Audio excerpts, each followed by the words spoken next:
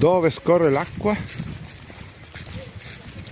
Là c'è il Monte Purgessimo, guardate là con le antenne anche, detto anche Carcos, guardate che visuale.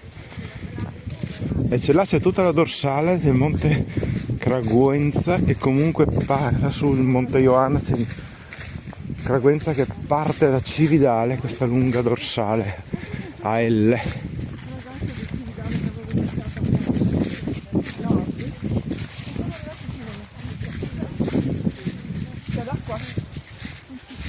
E se c'è l'acqua, cosa facciamo? Una canoa. Vediamo i gommoni di era poveri. Si fa nordico oggi? Che anno? Eh? Sì, lo faccio.